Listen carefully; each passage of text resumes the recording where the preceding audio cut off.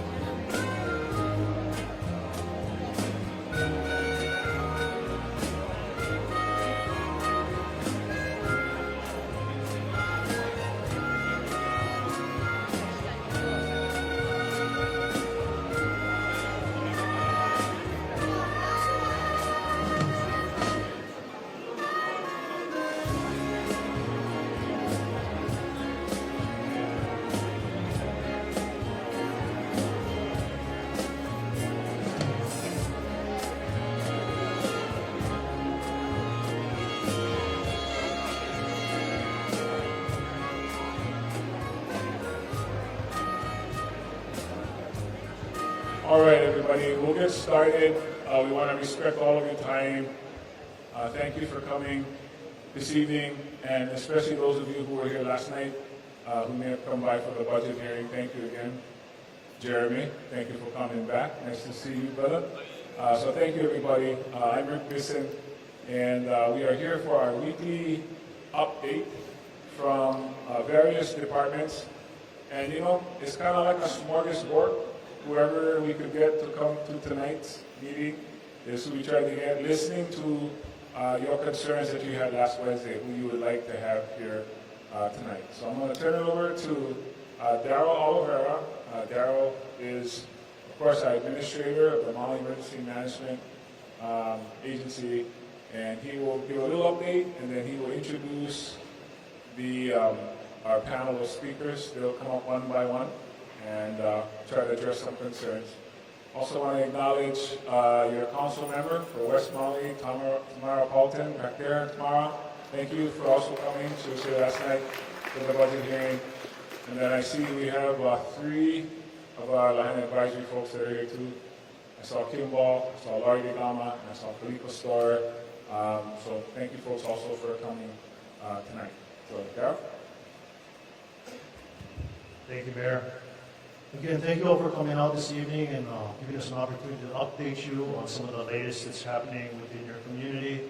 I'll be sharing a little bit about re-entry. We had some interesting things happen over the last few days with the weather. But on the lineup for this evening, we have our water department, Mr. Landgraf, the deputy director, who will share on how water restoration is going and the status of the water system. We also have Director Shane Agawa from our Department of Environmental Management, who will give you an update on kind of where the wastewater system is at and how the improvements are going there. We have the superintendent from the Department of Education. We know that some of you as parents had questions last week about how the DOE is working with NEMA and Department of Health with ensuring that your kids that are in school, that air quality is being monitored, and how we're working together to ensure you that your children are safe in school. And then we also have Aaron Wade, Department of Health, Kathy Holt will also be kind of tag teaming that with us, along with Rebecca, and answering questions later about some of the air quality.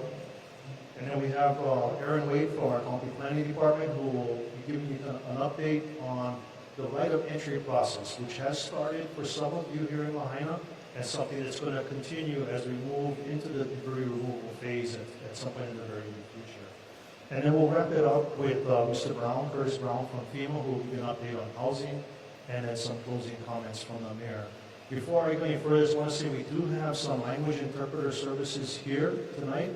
So we have interpreters for Ilocano, Tongan, Spanish, and you said one more? Sorry, 3. So they're in the back. If you need assistance, they're back there waving at the table. We do have translator or interpreter services there.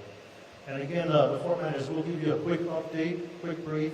We have information tables on both sides of the room with the different agency representatives who will all be standing by to answer your questions and take questions back if the agencies aren't here to answer your questions. Myself, along with Shane and others, will be up front here, the county representatives. So again, we look forward to a quick brief and then an opportunity to hear your questions and concerns. With that, I'm going to just shift into our MEMA update.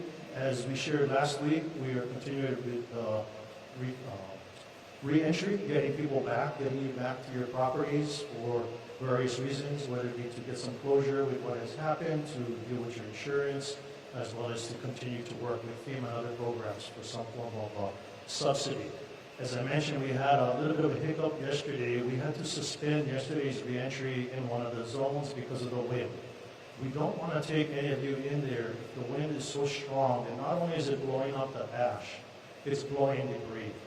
For any of you that have seen on TV, or maybe you've seen your friends' properties or other families' properties, there's a lot of things in there that can become airborne projectiles, and we just don't want to hurt anyone. So we appreciate your patience with that, appreciate your understanding that sometimes we'll have to postpone it, or we'll stay on schedule. At our current rate, we are progressing very well with the reentry. We are more than halfway through all of the residential properties, and our goal is to complete all of the residential reentry by the middle of December. So we're moving along, and our goal is to also get you back to those structures that are still standing. You know, we'll hear some updates on water and wastewater. That is one of the barriers to getting you back to your properties, because we want to make sure it's safe for you to be in those homes or condo units, provided you have water and wastewater. The other thing, I'm not sure if all of you got the message yesterday, because we did focus it in Kihei, but we did have a brush fire in Kihei yesterday afternoon. From our office, we're going to make sure when these incidents happen, we give you information so you know what's happening and what you can do to make decisions for yourself. Some of that messaging may be very limited to the area impacted only, rather than island-wide or Maui County-wide. But if you have ideas, suggestions on how we can work better with you, keep you informed. We're working more closely with the radio broadcast stations here on island. So if you tune into the radio station, I know some people don't do that anymore, but that is another source of information, because we are pushing updates to them when incidents happen that involve either road closures, letting you know if there is evacuations, where would we send you, etc. So again, looking forward to meeting with you again up front. It was very rewarding for me last week, because I got some good ideas from you. We're implementing some of your suggestions, as well as was able to answer some of your questions. So again, at this point, I'd like to bring up our first presenter, and that's going to be Mr. Landgraf, our Deputy Director from our Water Department. Thank you.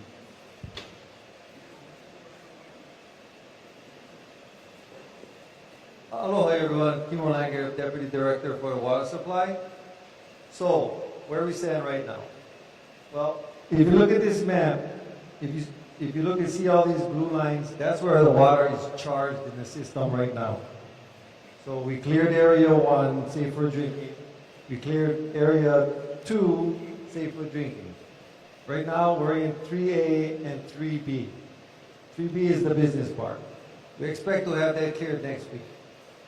We are also currently working in area 4 and area 4B we're still about 2 or 3 weeks out to clear those zones. Now, there's a lot of testing, a lot of sampling that goes on. We also have to replace hydrants, we have to repair water mains, we have to cut and repair service laterals. So it's a long process to get the water back so we feel that it's safe for people to drink. Now, once we clear area 4, we're expected to move north and south at the same time. We're trying to focus on the areas that have the most standing residents. It does take us a little while to get through this because right now our system is in whole. We have portions where we have valves shut off, but we may need to replace valves in order to charge the system so that the valves don't leak. So it'll take us a little while to get there. So hopefully 3, 4, 5, 6 months we can clear most of the system. We're out there all the time. I mean, we're out there flushing every day. We're doing sampling, replacing, cutting service laterals, replacing mains, changing hydrant, changing air leaks. So just bear with us. We appreciate everybody's patience. We're working through the process as efficiently and as diligently as possible.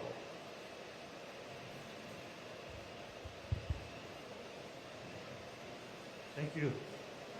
And just so you know, we'll have the maps at the different stations around, the tables, in particular up here. So if you can't see it, I know you can't see it from where you're sitting, but we will have the maps where we're at. We can walk you through the different infrastructure pieces there, water, wastewater.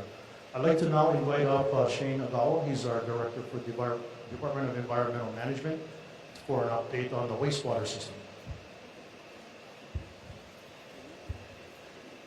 Good evening, everybody. My name is Shane Agawa. I'm the Director of Environmental Management for the county. Under our department, we have wastewater, so I'll give you an update on the wastewater situation in Lahaina. Good to see a lot of familiar faces. For those of you who don't know me, I am from Lahaina, born and raised. Lived on Lahaina Lima Road in my early years, and then grew up in Waiikuli, Kanyao Road. So wastewater, I have to give a lot of credit to our operations crew, our limited crew. They work really hard. So we lost a total of 3 pump stations, mainly along Front Street, from Puamana all the way to Malulele Park. We also had pump station 4 down, which is by Mala Wharf. The critical area that we were trying to work on was getting that trunk line on Front Street up and running. So we got pump station 4 up and running soon after, I want to say maybe 2-3 weeks after the fire. We're working our way down Front Street. We just got pump station 5 and 6 up and running, which is the one by Malulele Park, and I want to say halfway between Ahola Road and the southern end of Front Street. Pump station 7 is in the Puamana gated community. That one seems to be okay. So we're close to having at least our trunk line on Front Street up and running. For the remainder of Lahaina, we have service for those who are still up in Kilauea, Mauka, parts of Kapunakea and Waikuli Terrace area. Everything is good from Leali'i, Hawaiian Homes, all the way north. We're good there. And currently, we're trying to do a procurement for damage assessment. As you know, we have underground lines, and our limited crew, we only have 1 van, 1 crew to do damage assessment. So we're going to hire somebody to help us with that. We have 95,000 lineal feet of sewer line that we need to inspect.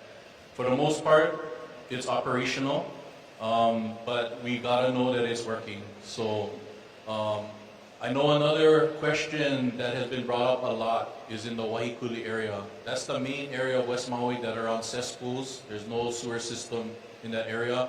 We've looked at it years ago. We did an assessment feasibility study. At the time, it wasn't feasible. Right now, I think the timing is right. Again, we have our limited crew. That's a big task for us to take on. So what I've been doing is I've been in talks with the EPA, Environmental Protection Agency, and they've also offered us resources to help us get Waiikuli sewered. If that can happen, then people, when they rebuild, would not have to tie in and upgrade to a septic system.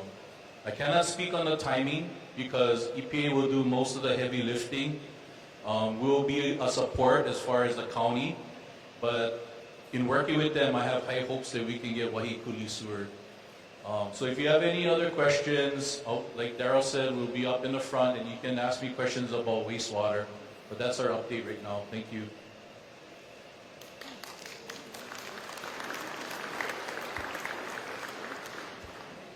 Thank you, Shane. Next, I'd like to invite up is Rebecca Winky from our Department of Education. As I said, just to share a little bit how we're all working together to ensure the air quality is monitored and your children are safe in the schools. Thank you and good evening. Again, I'm Rebecca Winky, the Complex Area Superintendent for Hana, Lahaina, Luna, Lanai, and Molokai. And I just wanted to share with you that as a part of the department's commitment to the health, safety, and well-being of our students and staff, we have this guidance document. It's a 16-page document that we developed in consultation with the Department of Health, and it's based on guidance from the Centers for Disease Control and the Environmental Protection Agency regarding air quality in relation to wildfires. Inside this document, we have some air quality guidance. There's a color-coded chart that refers to the air quality index, and it's color-coded. And with each different color, there's a specific response that the department plans to take. One thing I want to emphasize, though, is when it's in green, it's good. If it gets a little elevated, it would go to yellow, then to orange, and various colors. If it temporarily spikes to yellow or orange, that doesn't mean that we're immediately going to shut down or that we're going to close doors or take immediate action. If it's just one sensor that's spiking, our first action is to go investigate what's going on in the area of the sensor. We also look at sensors in other areas around Lahaina, and if there's a pattern of the color changing, then that means something's going on when we need to check it out. And we don't just rely on ourselves to make a judgment call. We immediately consult the Environmental Services Unit for the Department of Education. We consult with the Department of Health and with the Maui Emergency Management Agency. So we're continuously consulting and checking out every time the sensors do anything unusual. We also have, there's multiple apps that can be downloaded: Paku, Local Haze, AirNow, Purple Air, and every school, at least one administrator, and I would say almost all of the administrators, have downloaded the apps on their phone, and you can set it to where it gives you an alert if there has been a change. And so we are constantly referring to that.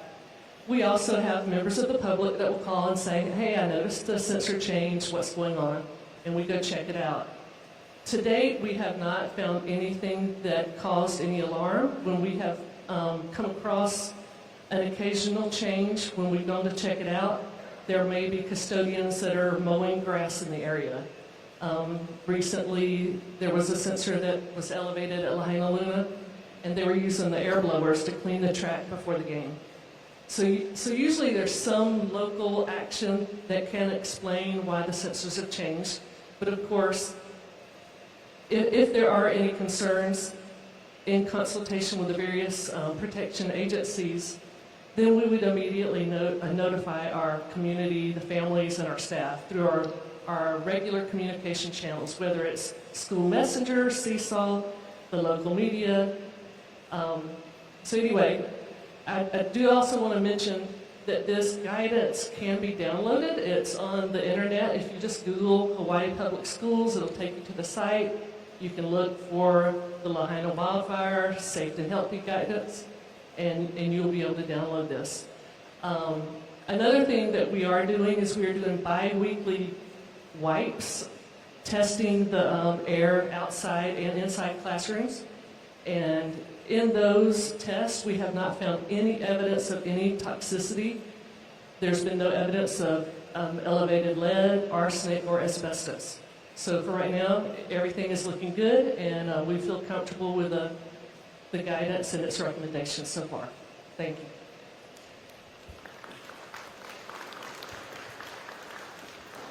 And just to add to what Rebecca shared, again, we're all working together, so we're watching the monitors just as they're watching the monitors, and if we see elevated levels like we saw last week, we'll send someone to the school to help them go and investigate. So again, we're all working together to try to ensure that, again, you feel comfortable with your kids being in school. With that, I'd like to call up Kathy Hope from the Department of Health, who will supplement what Rebecca just shared. Aloha. My name is Kathy Ho. I'm the Deputy Director for Environmental Health at the Department of Health. Last week, I spoke about the installation of sensors.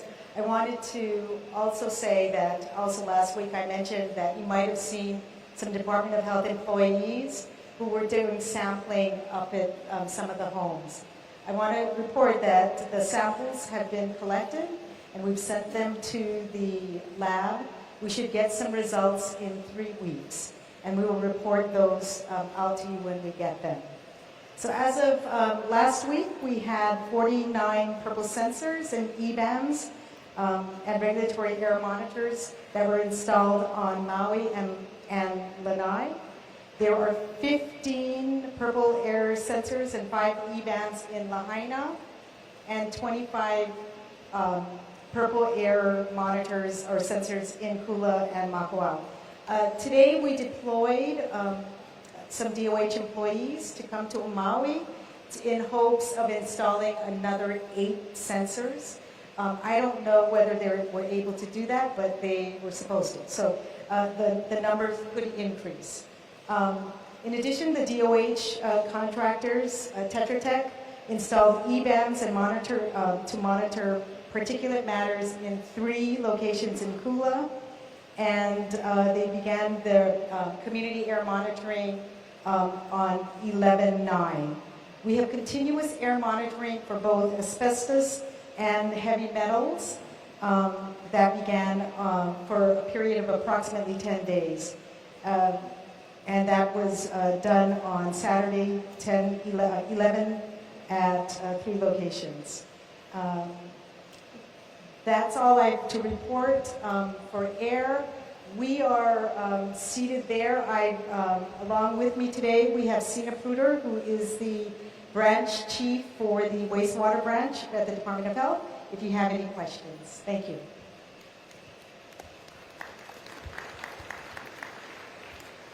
And I'd like to welcome up Erin Wade, and I apologize, I made a mistake in her introduction. She's actually with the Department of Management with the county, not the planning department, but she's a planner with the Department of Management. So, Erin?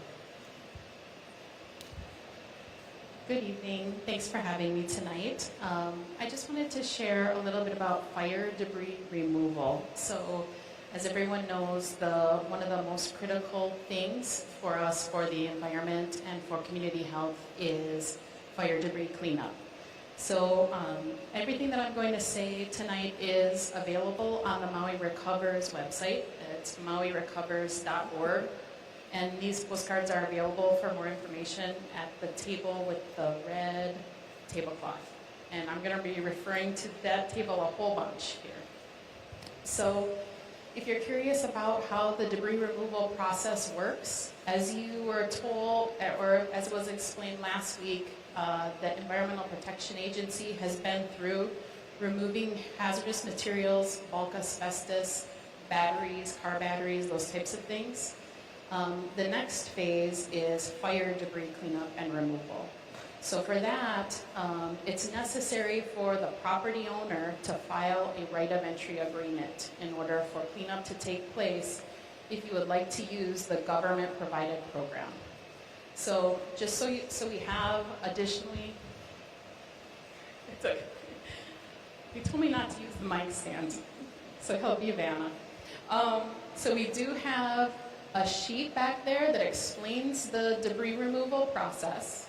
And what Daryl is holding here, this sign is placed at the property that burned, and it says, "It's hazardous material. Please consult the County of Maui before starting debris removal for your safety and the safety of the community."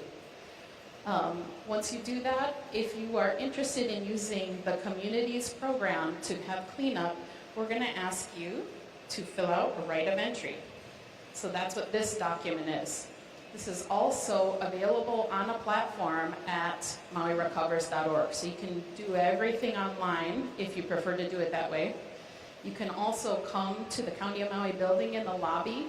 You can come to the Lahaina Disaster Recovery Center, to the red table, and the one where we've got folks from Tidal Basin. They will help you walk all the way through the right of entry submittal process. The thing that's most important, I'm going to give you some more things to hold, Daryl. Thanks. The thing that's most important about the right of entry document is going to be the back page, the very last page, where it allows you to draw a sketch of what's on your property. This will indicate where your house was located, if you had a septic or cesspool that needs to be identified, if there's a rock wall you would like preserved, if there's a special tree, any of those kinds of things that you want whoever's going to be doing cleanup at your property to know. That's the key page. So when you come, if you come in and you talk to any of these folks, they'll be able to help you and they'll prompt you to identify what are the key things they're going to want to know before they come onto your property to do some cleanup. Probably one of the big questions in your mind is, what is the cost of the program? So it's important to understand, for your insurance policy, you'll want to take a look at your insurance policy, see what it says on the debris removal line.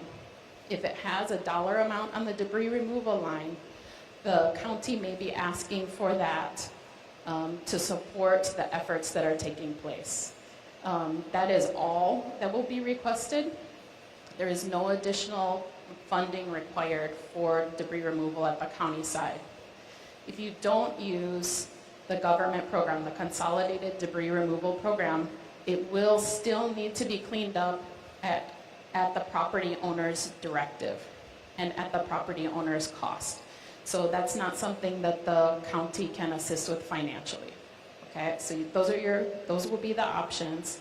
And then I guess the last and most important thing is just in terms of identifying and figuring out where you, what the process will be. Please, if you're not web savvy, if everything is available on the Maui Recovers website, if you're not web savvy, please come to the Disaster Recovery Center. I just want to share, so we have Army Corps of Engineers team that does debris removal. We have the Tidal Basin team here that does the right of entry process. We have the team who assists with historic properties and cultural monitoring is here. I think Chelsea Klein, there she is, she's waving her hand.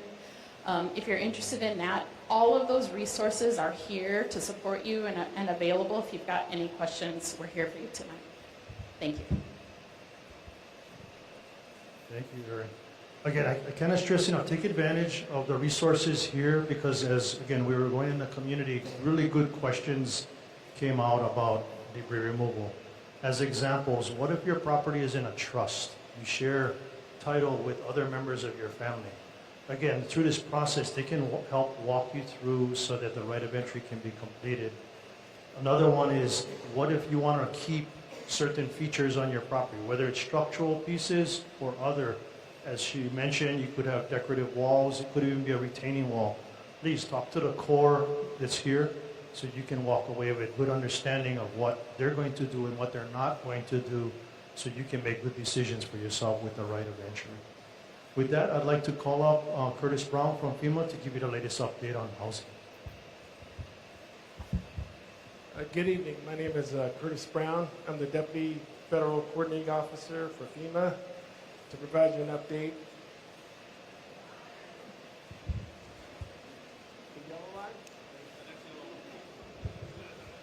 I'm the Deputy Federal Coordinating Officer here to provide you an update on our primary focus, which is housing. Our goal from the start, as Mr. Fenton mentioned last week, is to get everyone into safe and secure housing by the end of the year. With that, we're currently seeking property owners here in Hawaii who want to temporarily lease their vacation homes, rentals, and/or apartments. Please visit our FEMA staff over there to get an email address if you have a property that you want to rent to a survivor for up to 18 months. I know many of you have received many phone calls over the last several weeks, but FEMA, along with the American Red Cross, have done a really good job of trying to limit the amount of phone calls that we make to you. With that said, over the last week, we've secured 84 units, and with that, we've secured or we've leased in or housed 10 survivors to those units. We know it's a difficult market here in Maui.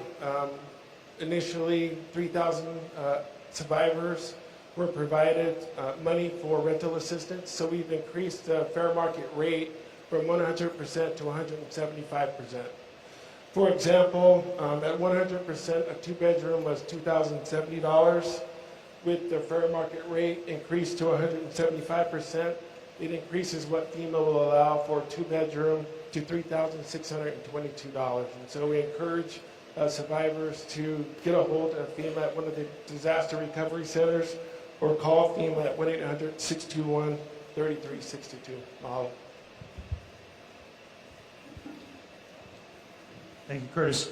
So Curtis was our last presenter, but before we break out and ask the mayor to come up any closing remarks, I just want to stress, please come up and share with myself or others if there's something you'd like to see different about these meetings. We wanted to make it valuable for you that when you leave, you have your questions answered. If we want to plan for a meeting, which we're going to have the next meeting next week, Wednesday, but what presenters you'd like to see here, because you may have outstanding questions. So please come up. I'll be in the front here with Shane, Kimo from Water, as well as Rebecca from Department of Education. And Aaron will be back here with the Corps of Engineers, as well as with the Tidal Basin team. And we'll have Kathy with her team back here from Department of Health. So again, please come up front or circulate, and please ask your questions and let us know if there's anything we can change with this meeting format. With that, I'd like to turn it over to the mayor for some closing comments. Thank you. So I want you to know that we understand that many of you have individual issues and questions about your unique situation. So I appreciate that you are holding on to that question until you can go to the table, and and your question this week might change from what it was last week because your situation has changed. One of the, I don't know what to call it, one of the dilemmas with government is that you make a group decision that affects individual people, right? We don't make a rule for each person in the room. We make a policy or a rule that affects people in certain categories, but it applies to you individually, and we understand that. And that's why we're trying to hold these meetings, because some of what you're hearing doesn't apply to you today. Other pieces of this might. So we're going to keep doing this so that we can continue to answer your questions and try to get you information so that helps you. Because I think what you folks are dealing with is the uncertainty of tomorrow and next week. Not just, it's not even a month from now or 2 months from now. It's what about tomorrow? What about next week? And I just want you to know we are keenly aware that that is the situation you're in right now, because we hear that. We heard that a lot last night when we were here for the budget hearing, and we continue to hear that. So we're trying to do everything we can, get you all the experts and the information that we have. But you always have your individual choice when it comes to some of the decisions. The right of entry. Yeah, we can just tell you what it is, give you the option. If you want the Army Corps of Engineers to do it for you and no out-of-pocket expense to you. Now, I did want to clarify one thing I've been hearing along the way, which is if you have homeowners insurance that covers a portion of it, you may have to give up that homeowners insurance piece to the government or to the Army Corps. I don't know who you'd have to pay it to. But it is something you would have to use if you were going to clean it yourself as well. You would use your insurance to do that, or out of pocket, or maybe you have somebody who would do it for free for you. But just understand on right of entry, if somebody else does it for you, they have to follow the exact same process and the same procedure as far as transporting it and disposing of it. So again, the right of entry is going to impact some of you folks differently. If you have insurance, if you want to choose to do it or not to do it. I think in Kula, think we had maybe 24 of the 26 homes assigned right of entries as an example. So again, your personal choice. When it comes to going back to work, whether you are able to or not, again, that's a personal choice. If you know you're not feeling up to going back to work right now, sending your children to school, it's your personal choice. You can also make, and again, discuss with the school if you have a unique situation. So I'm just giving you examples of knowing that what we're saying to you here is policy or general across the board information, but of course it may affect each of you individually. So please understand that. And that's why we encourage you to go up and ask about your personal situations. We also know you could be doing something else right now instead of coming to these meetings on Wednesdays. So we appreciate your time and that you take the time to come because this is what you think is important right now for you and your family to know. So I hope we make it worth your time taking all the effort to come here tonight. And we'll be here again next week, Wednesday. Might have some of the same speakers. There might be some different speakers. But again, keep asking us the questions. Keep letting us know what it is you need more from us. And we'll strive to get that to you. Thank you, everybody.